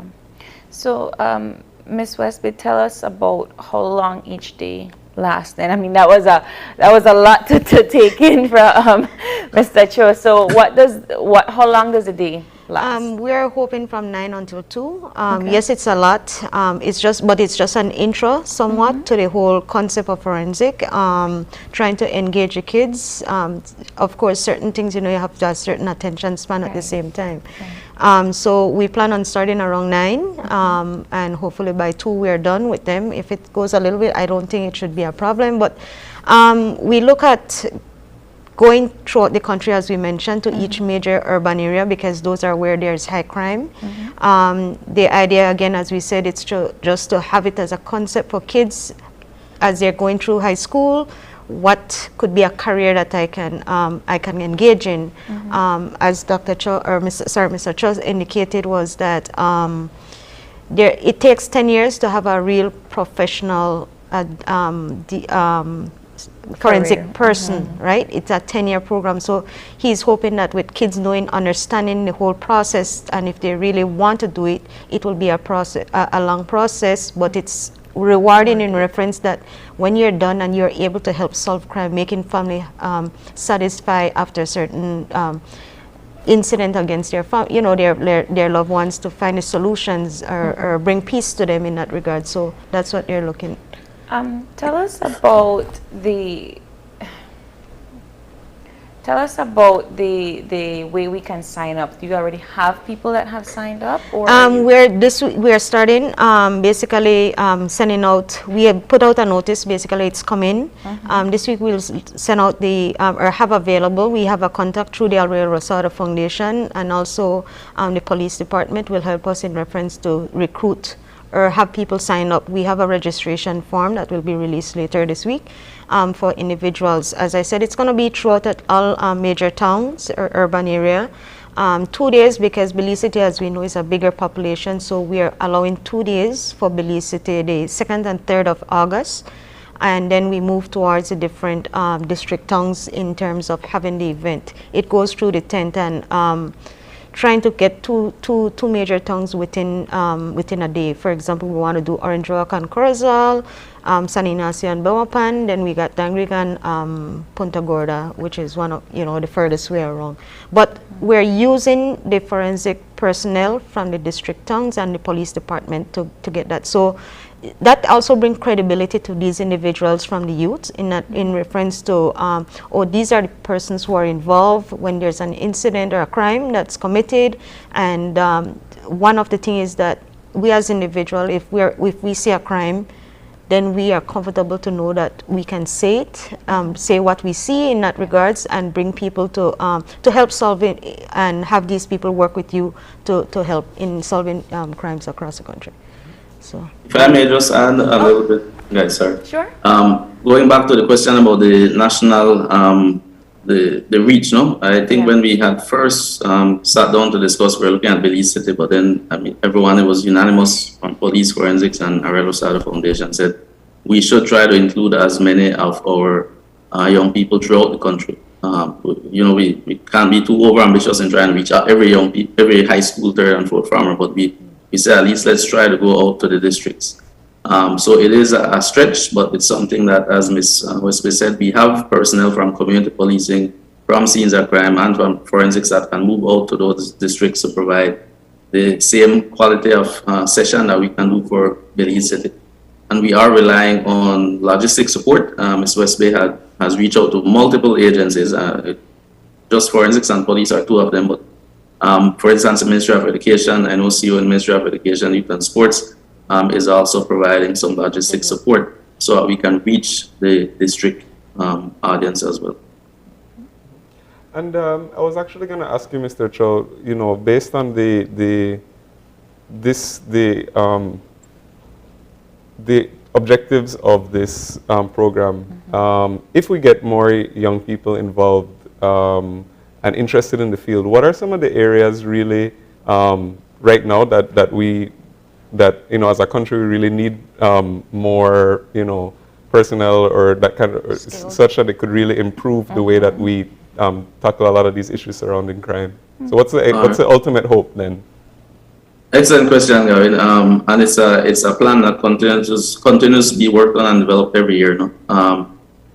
In the ideal world, we would invite the public inside the forensic laboratory, for instance, and let them see how understaffed we are at times and the resources that we need. But over the past 5 or so years, we have really strengthened up our access control systems where it's not ideal to invite young people inside the forensic laboratory for obvious security reasons. In other countries, for instance, you have to go through a background check before you can go to our forensic lab. So it's kind of difficult to paint the picture of where we have needs, but trust me, we do have a lot of needs, especially with staff. We have understaffed areas that exist right now in some of our current scopes of analysis, for instance. Crime scene technicians, we need more crime scene technicians so that you can have multiple personnel on the scene to support each other, rather than sometimes just one or two, or sometimes one, a lot of times just one crime scene technician processing a scene. That's definitely an area that we need to improve on to prevent burnout of the technician that process multiple violent death scenes back to back throughout the week. One person, imagine that. It also, to require additional personnel will mean we can have better quality control and quality assurance in terms of the collection of evidence, the handling of evidence, packaging, etc. Within the medical examiners unit, we have 3 medical examiners. We don't have a forensic pathologist on board. We do have an anatomic pathologist, and we have a forensic specialist and a forensic anthropologist. But for the medical examiner's office that it deals with medical legal death investigation, there's a lot of areas that we do need to develop. We need to have our own morgue, for instance, right now. And if you recall my previous appearances on your show, I keep saying the same thing. I sound like a scratch record, but we haven't had our own morgue since the last appearance.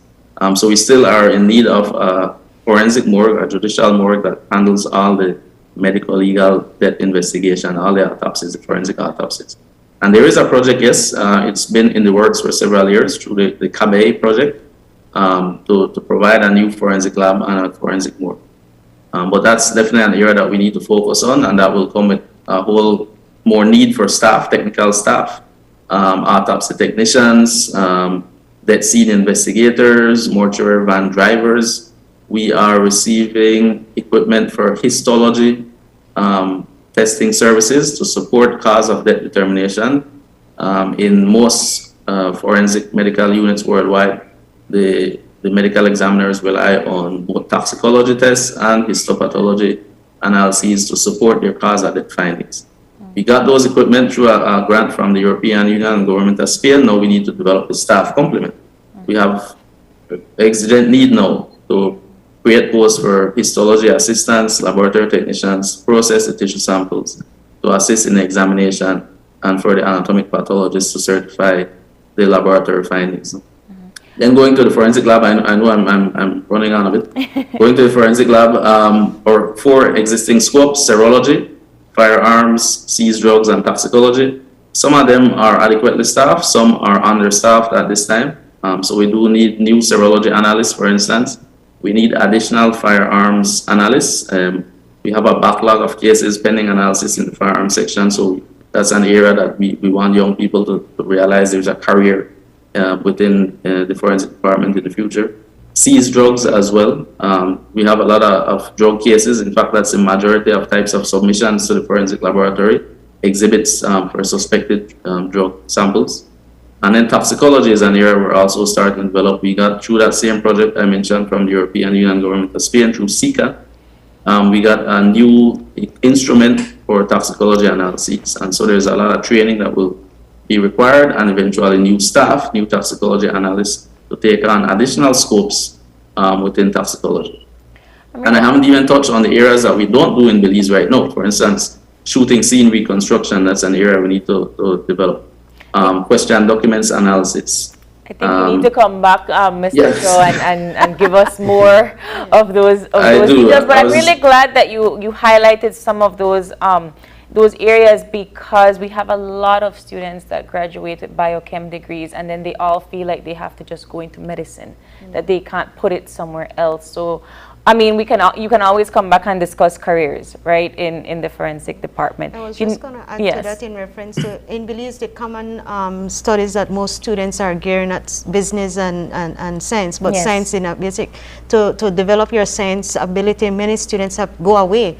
And hopefully, I think that Galen, because we have a board member from Galen, and basically they have a criminal justice program, and I think they want to expand, taking in line of forensics. So if we can get kids, because not everybody can afford to go away and study, right, or further their studies, it's opportunities in terms of scholarship. But if locally the universities can, then we can, the students that we have as part of our Ariel Rosado Foundation, help them as a career, go through that process. They know there's a job waiting at home for them when they return. But once again, for our viewers, because we're officially out of time, when is the camp starting, what time, and how can I sign up for it? Okay, the camp starts on the 2nd of August through to the 10th. In the difference, Ariel Rosado page will have the information in reference to the dates for the different venues. We're finalizing the actual place, because we have partnered also with the Ministry of Education to use their IT vet, but we realize that some of them are outside, so they're gonna try to coordinate for us, or we're working with them to find a center in the main town, so that the students can get to the event, making it less challenging for them to participate. So it's in each district town. The information will be on the Ariel Rosado page. I think also the police community policing page, they might have that information as well. Signing up, you can contact the Ariel Rosado. We'll forward you the registration form. We should release that later on today. And the $1 million question, is it free? Yes, it's free. We're still, if possible, trying to get some sponsors. We had tried with we know that many, looking at UNICEF, or we have requested, but we haven't been able to be successful. But we're now looking at our corporate sponsors. I have to say thanks to DJ, who has been supporting Ariel Rosado Foundation for some time. They came on board, Boeing through their Crystal, giving us, and we are getting also in-kind contribution in that sense. So, but if there's any corporate body that would like to support us, we're willing. We're looking at youths, taking them either at home, just being idle, or on the streets. And you know, we want to help. We want to help in reference to the development of the country, and this is a form that the Ariel Rosado feel that it is comfortable to engage in. And we want to thank the Forensic Office, the Ministry of Home Affairs, and Police. They were willing to work with us, and I guess we triggered something for them, and we had a lot of big ideas, right? And we hope that we can continue and make this, as we have it, this is the first, and make it an annual and improve as we go along. So I hope you come back and give us the wonderful details about the success of this forensic. And then I can bring my daughter to. Yes, I would love for her to come. If it met what her expectations, right? Yes, definitely. Thank you so much, thank you Ms. too. Westby, and thank you so much, Mr. Cho, for you have to come back and talk to us more about the careers in forensics. Okay, we'll schedule it. Yes, we will. But we are officially out of time, and then we'll take a final break, and then we'll be back with Trending Talk. So, yep, please stay tuned, and we'll be right back.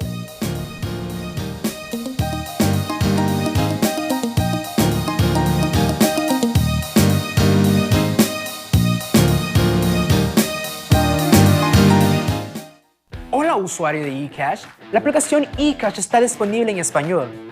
Cambiar el idioma de tu aplicación de eCash de inglés a español es rápido y sencillo. Déjame mostrarte cómo se hace. Primero, abre tu aplicación eCash. Introduce tu PIN.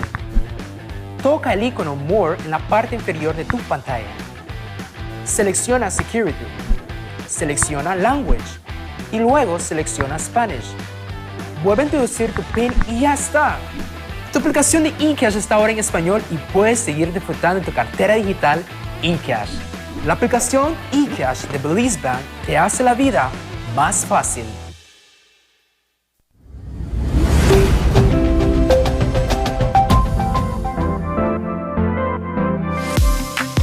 I'm always on the go, and the country is my home. So when I want to get away from it all, I immerse myself with my favorite movies, all from the new Smart Stream app. It's easy to use this service. Purchase your movies from the app and use your mobile data, Smart Stream data packages, or smart broadband to stream and enjoy.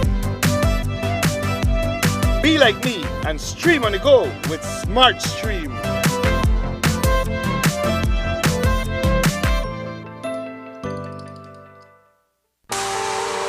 After 2 long years, the wait is finally over. Your Tuesday night entertainment is back. KTV. KTV The Remix Season 4. On Tuesday, July 12th, we go live. And the best seat is at the Bliss. Come on out and win fabulous prizes and the chance to compete in our halftime challenge. Tickets are available at Channel 5 on Coney Drive at $3 for children and $5 for adults. Mask will be required. Or you can watch it live on Channel 5 or streaming on Facebook. The show starts at 8 p.m. at the Bliss Center for the Performing Arts. KTV The Remix Season 4. It's hot, it's live, and it's only on 5. Are you looking for low-cost television advertising? Have we got a deal for you? Advertise on Channel 5's Daily Classifieds. Channel 5's Daily Classifieds is one of the most effective methods for introducing yourself and your business to the community. Use our Daily Classifieds to recruit employees, promote specials, promote your products or services, promote a business opportunity, increase traffic to your website, and advertise items you have for sale. Let us help you to save valuable time and money.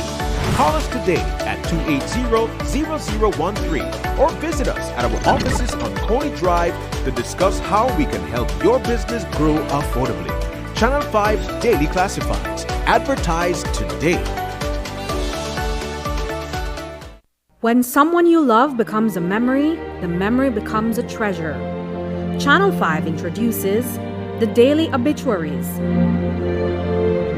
The Daily Obituaries will broadcast all death and funeral announcements and memorials to honor your loved one's life and memories. The Daily Obituaries airs on Channel 5 prior to the evening newscast, with subsequent repeats at 10 p.m. and 12 noon the following day. It will also be placed online on our social media platforms, all for a standard package fee.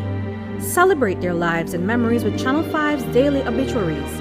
Honor in life and reverence in death. Dwayne Moody, Isani Cayetano, Marian Ali, Paul Lopez. Your News 5 Belize teams do whatever it takes. Go wherever they need to go, so you can catch the story wherever you are, whenever you want, on whatever device. Channel 5 Belize on television, Facebook, Instagram, and YouTube. Because news is now everywhere, all the time. And so are we. Whether you're at home, on the road, at work, or at school, if you see news happening or suspect that something might be up, call or text the Channel 5 News Belize tip line at 672-5555. You don't have to give us your name, just give us the tip. That's 672-5555. Call or text us so we can check it out. And we'll be back in a few, so stay tuned. Thanks, Jen. Hey there, we know you have to head out to work shortly, but don't forget that you can stay tuned by watching us on our Facebook live stream. Find us at Open Your Eyes BC, and you can continue watching there. You can also download Facebook Watch on your streaming device, and you can watch at your own convenience. And for all the behind the scenes fun, follow us on Instagram at OYE Belize. So, find us and follow us today.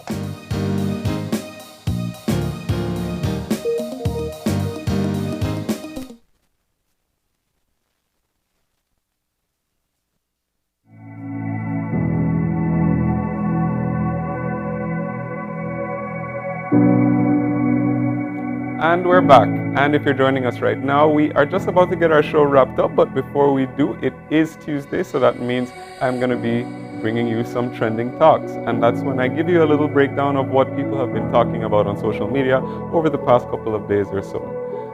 So this week we're going to start with a little bit of an update from last week. In some sports news, the finals of the Wimbledon tennis tournament were held on Sunday. And that is, of course, the biggest or the oldest tournament in tennis. And so we just wanted to give you an update to talk about some of the winners. As you can see here, on the men's side, Novak Djokovic won his 21st Grand Slam and his 7th Wimbledon title. So he is now contributing to, well, that's his latest contribution to the Grand Slam race. If you follow tennis, you know that there's a big competition between him, Nadal, Federer, to see who's winning, who's going to be winning the most. And of course, it's a crazy achievement. And he defeated Nick Kyrgios, who was from Australia, a bit of the bad boy of the sport. But it was definitely an entertaining final. It was one that I watched. On the women's side, of course, the championship was to a first-time winner, and she's Elena Rybakina. She was playing for the country of Uzbekistan. Now, that was an interesting final. She was the first time, it was actually two first-time finalists. She beat Ons Jabeur from Tunisia. And so that was just a little bit of an update because as we discussed last week, they had a celebration because they were marking 100 years of the tournament at that particular location. Now, moving on, one of the things that was really spoken a lot about that I've seen on social media, and you might be familiar with this already if you follow some international news, is that there has been over the past several months and even probably since the pandemic, and the political situation in the country of Sri Lanka has been very, very volatile, especially given all of their economic problems. But even though the situation is still very tense and ongoing, in terms of social media buzz at least, one of the things which has gained a lot of attention over the past few days is that there was a massive protest last week in front of the presidential palace, which actually resulted in people actually storming into the palace, taking over all the rooms, and there were pictures, there were videos of people swimming in the president's pool. They were they were playing, they were eating dinner at the table, they're playing games on the lawn. And so lots of different images from Sri Lanka have been making the rounds over social media. As you see, some people are sleeping on the couch. While it is a very tense political situation and we don't want to make light of what are some very serious issues that are facing the country, I wanted to talk about this just because this receives so much social media attention, and it's definitely not something that we're used to seeing in any country. And so so clearly there is a bit of humor going on. I did wanted to bring that trend to the attention because we don't normally see politics like this taking on a trend like this. So I thought it was pretty interesting. But of course, the situation is still ongoing and it's still very volatile politically. And finally, bringing it to some local trends. Of course, earlier on in our show, we were talking about KTV, the remix. We're in season 4. The premiere was last week. And as usual, while we're encouraging you guys to see the live show, the online stream was also viewed, and because of the attention it got, of course, there were some memes that came from that, particularly from about some of our favorite, one of our favorite judges, if not our favorite, we could say Jenny. And of course, Jenny Lovell has, there's been memes before. I also saw some of Chris. And of course, I thought that they were funny, and we saw lots being generated over Facebook, over Twitter, on Instagram as well. And so I thought a bunch of them were pretty funny. And of course, KTV, the remix, the audition show was a whole lot of different things. So in addition to the memes, all the comments and stuff, you know, social media is one of the big aspects of the show that we've been enjoying, because if you watch the show online on Facebook, you can see people constantly with their comments and jokes, and I think it's a fun time. And of course, we'll be bringing you some of those and moderating throughout the show, as we usually have been doing over the past couple of years. But as we said earlier today, the live shows do premiere tonight, so don't be sure to miss that. So that was trending topics for this week.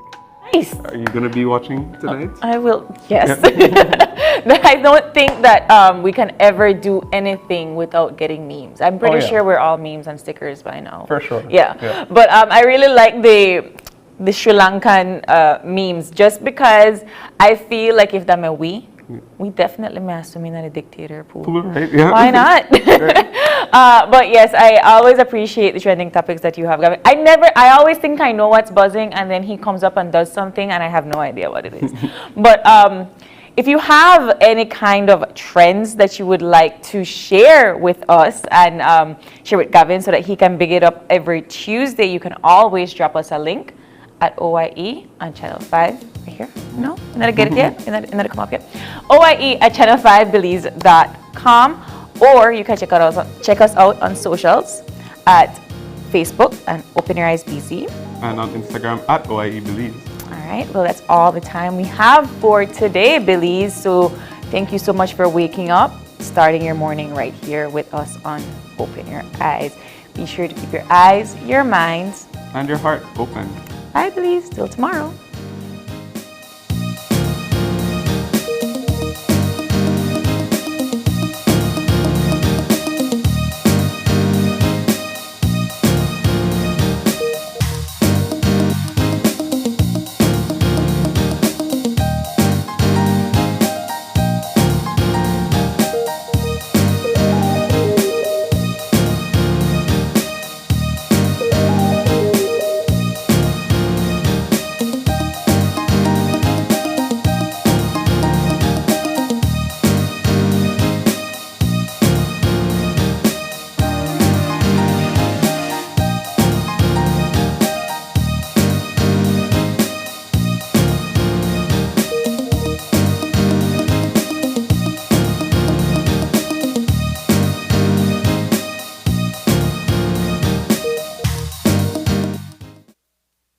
Open Your Eyes was brought to you by the Belize Bank.